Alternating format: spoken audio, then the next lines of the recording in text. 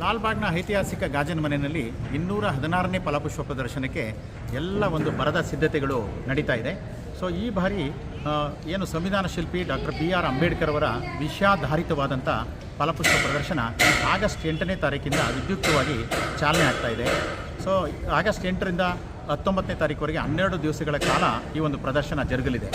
So ಈ ಪ್ರದರ್ಶನದಲ್ಲಿ ಬಹುಮುಖ್ಯವಾಗಿ ಅಂಬೇಡ್ಕರ್ ಅವರ ಪೂರ್ವಜರು, ಅವರ ಬಾಲ್ಯ, ಅವರು ನಡೆದು ಬಂದಂಥ ದಾರಿ, ಅವರ ವಿದ್ಯಾಭ್ಯಾಸದ ಹಂತ ಮತ್ತು ಅವರು ಈ ನಾಡಿಗೆ, ಈ ಒಂದು ರಾಷ್ಟ್ರಕ್ಕೆ ಏನು ಸಲ್ಲಿಸಿದಂಥ ಒಂದು ಕೊಡುಗೆ ಮತ್ತು ಅವರ ಸಂದೇಶಗಳು. ಸೊ ಹೀಗೆ ಅಂಬೇಡ್ಕರ್ ಅವರ ಒಟ್ಟಾರೆ ಜೀವನ ದರ್ಶನವನ್ನು ಲಕ್ಷಾಂತರ ಪುಷ್ಪಗಳ ನಡುವೆ ತರಬೇಕು ಅಂತಕ್ಕಂಥದ್ದು ತೋಟಗಾರಿಕೆ ಇಲಾಖೆಯ ಬಯಕೆ. ಸೊ ಆ ಒಂದು ನಿಟ್ಟಿನಲ್ಲಿ ಎಲ್ಲ ಪೂರ್ವ ಸಿದ್ಧತೆಗಳು ಕೂಡ ಭರದಿಂದ ಸಾಗ್ತಾ ಇದೆ. ಪ್ರಮುಖವಾಗಿ ದಾದಾ ಸಾಹೇಬ್ ಅಂಬೇಡ್ಕರ್ ಅವರು ಏನು ಒಂದು ಸಂವಿಧಾನವನ್ನು ಈ ಒಂದು ರಾಷ್ಟ್ರಕ್ಕೆ ಸಮರ್ಪಣೆ ಮಾಡಿದ್ರು, ಆ ಒಂದು ಪಾರ್ಲಿಮೆಂಟ್ ಹೌಸು ಫ್ಲೋರಲ್ ರೆಪ್ಲಿಕಾ ಸುಮಾರು 16 ಲಕ್ಷಕ್ಕೂ ಹೆಚ್ಚು ವೈವಿಧ್ಯಮಯವಾದಂಥ ಗುಲಾಬಿ ಮತ್ತು ಸೇವಂತಿಗೆ ಹೂಗಳಿಂದ ಈ ಒಂದು ಹಳೆಯ ಪಾರ್ಲಿಮೆಂಟಿನ ಒಂದು ಪ್ರತಿರೂಪ ಹೊರಹೊಮ್ಮಲಿದೆ.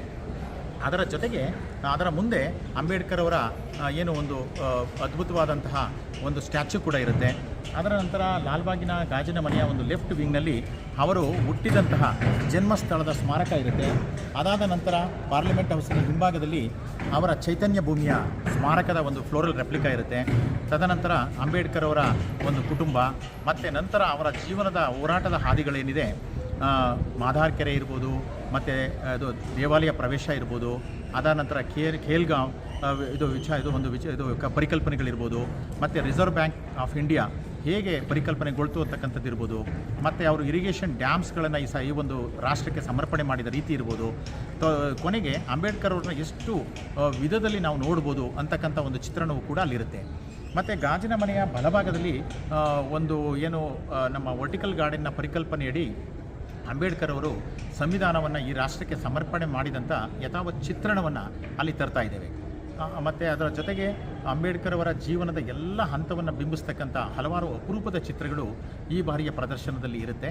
ಸೊ ಒಟ್ಟಾರೆ ಗಾಜಿನ ಮನೆಯಲ್ಲಿ ಸುಮಾರು 20 ಲಕ್ಷಕ್ಕೂ ಅಧಿಕ ಸಂಖ್ಯೆಯ ಕುಂಡದಲ್ಲಿ ಬೆಳೆದಂಥ ಹೂಗಳಿರ್ಬೋದು, ಮತ್ತು ಪ್ರತ್ಯೇಕಿಸಿದಂಥ ಹೂಗಳಿರ್ಬೋದು, ಸುಮಾರು 100ಕ್ಕೂ ಹೆಚ್ಚು ವೈವಿಧ್ಯಮಯವಾದ ಹೂಗಳು ಈ ಬಾರಿಯ ಪ್ರದರ್ಶನದಲ್ಲಿ ಅತ್ಯಂತ ಆಕರ್ಷಣೆಯಿಂದ ಮೂಡಿಬರಲಿದೆ. ಸೊ ಈ ಬಾರಿಯ ಪ್ರದರ್ಶನಕ್ಕೆ ಶೀತವಲಯದ ಹೂಗಳು ಊಟಿಯಿಂದ ಬರ್ತಾ ಇದೆ. ಅದೇ ರೀತಿ ತಮಿಳುನಾಡು, ಕೇರಳ, ಪೂನಾ, ಮಹಾರಾಷ್ಟ್ರದ ಕೆಲವು ಭಾಗಗಳು. ಸೊ ಹೀಗೆ 3-4 ರಾಜ್ಯಗಳಿಂದ ಮತ್ತು ಈ ರಾಜ್ಯದ ಹಲವಾರು ಭಾಗಗಳಿಂದ ಪುಷ್ಪಗಳನ್ನು ನಾವು ಈ ಪ್ರದರ್ಶನಕ್ಕೆ ತರಿಸ್ತಾ ಇದ್ದೀವಿ. ಒಟ್ಟಾರೆ ಈ 12 ದಿವಸಗಳ ಪ್ರದರ್ಶನ ನಿಜಕ್ಕೂ ಕೂಡ ಒಂದು ಪುಷ್ಪ ನಮನವನ್ನು ಡಾಕ್ಟರ್ BR ಅಂಬೇಡ್ಕರ್ ಅವರಿಗೆ ಸಲ್ಲಿಸ್ತಕ್ಕಂಥ ನಿಟ್ಟಿನಲ್ಲಿ ಆಯೋಜನೆಗೊಳ್ತಾ ಇದೆ. ಸರ್ವರು ಕೂಡ ಈ ಪ್ರದರ್ಶನವನ್ನು ನೋಡಿ ಕಣ್ತುಂಬಿಕೊಳ್ಬೇಕು ಅಂತಕ್ಕಂಥದ್ದು ತೋಟಗಾರಿಕೆ ಇಲಾಖೆಯ ವಿನಮ್ರ ಕೋರಿಕೆಯಾಗಿದೆ.